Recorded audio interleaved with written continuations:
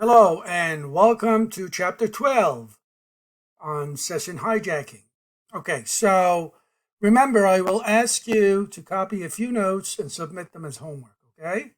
Okay, so let's get started so we can keep this lecture short. And here's the first thing I want you to write down. Session hijacking is when you intercept an authenticated line of communication and use it as man in the middle to capture data that's being transmitted or pretend to be authentic to be or you can be to be sorry to be pretend to be, or pretend to be an authenticated user. All right, so why session hijacking happens? There are three notes that you should know about for three reasons. Number one, typically there is no account lockout, indefinite session expiration time, or you use clear text transmission.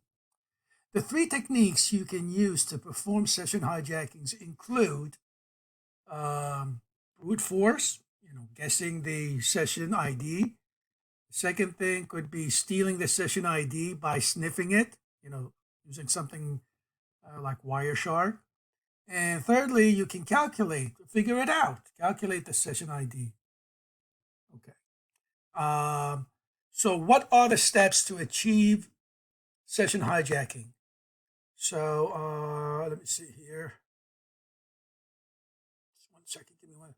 So number one, hold on a second.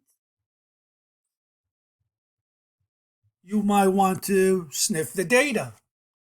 Okay, so it could be sniffing the data. It could be that's number one. So here, I'm sorry about this. The steps to achieve session hijackings include the following. So please write down those 5 steps. Number one, you can sniff the data. Number two, you can monitor the sequence numbers of the packets that's being transmitted. Break up the sessions between the two devices, or you can predict the session ID. And the fifth thing is you can inject commands into the session itself. All right. So those are the steps. There are, as you see right here, those 5 steps.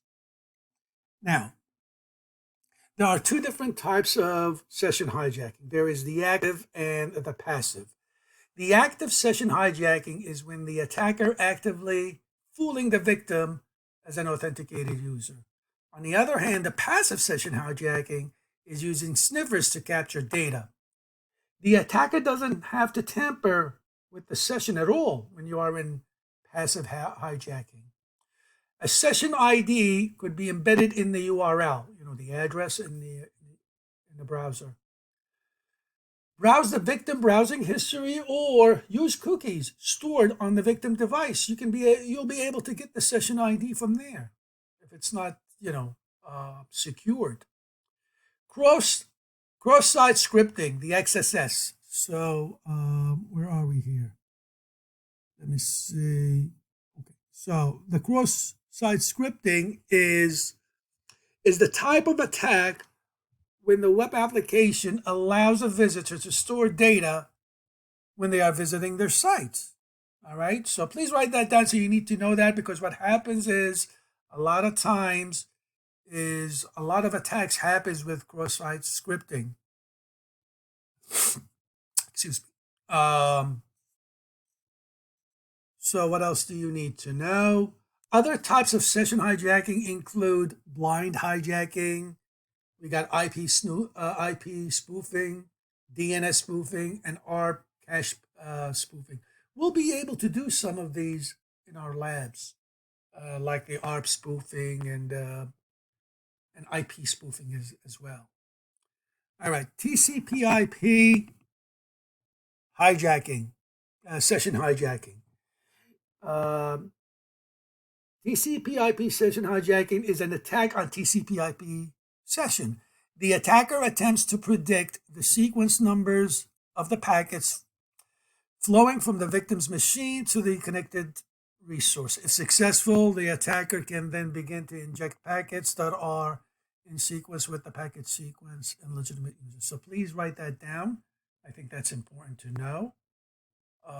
The man-in-the-middle attack, which we'll be able to do in lab as well, is when the attacker is between the sender and the receiver, capturing and relaying data.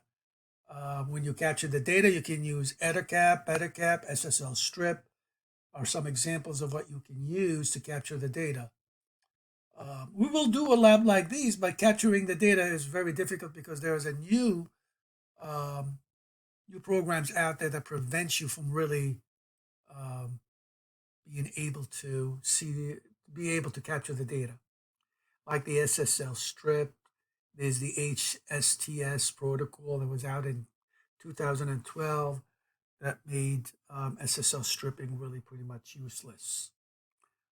But anyway, you can do a lot of this. So here are a whole bunch of different tools that you can use to perform a man-in-the-middle attack. We'll do one on the access point. We'll create a fake access point that gives out IP addresses, and then you'll be able to, if you log into the fake access point,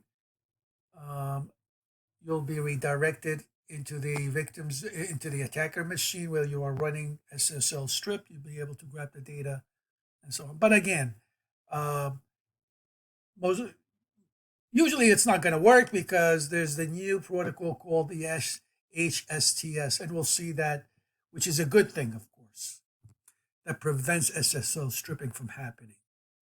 All right, so the methods to prevent session hijacking. So please write down the following 6 points that I want you to on how to prevent session hijacking. Okay, ready? Number 1, you definitely need to encrypt the network traffic.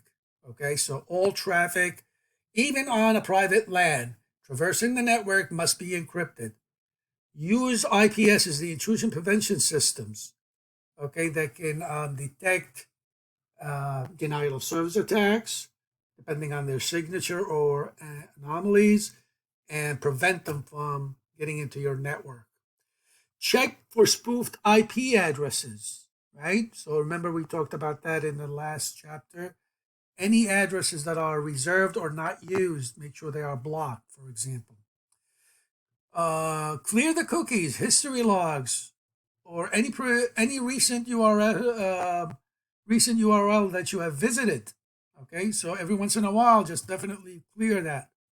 Use Kerberos for stronger authentication. Kerberos uses something like encrypted tickets. You are given a ticket to gain access, and once that token or that ticket is being used, then it becomes useless. So if somebody got their hand on that ticket that you were given, that encrypted ticket, they won't be able to use it to gain access again.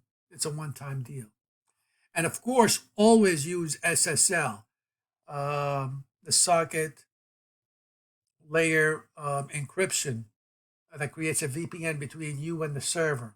Okay, so to make sure that you know that you are using SSL, make sure you are using HTTPS, and that little lock on the top has to be in there. All right, so strong authentication using SSL, Kerberos, clear the cookies, check for spoof IP addresses, and always use IPSs, and of course, encrypt your network traffic. All right, that should be able, if you really adhere to these 6 points, you should be able to prevent session hijacking from happening. All right, so like I promised, we'll keep it short. All of our lectures will be hopefully under 10 minutes. All right, I'll see you on the next chapter. Just make sure you upload your notes for homework, the ones that I told you to write down, of course.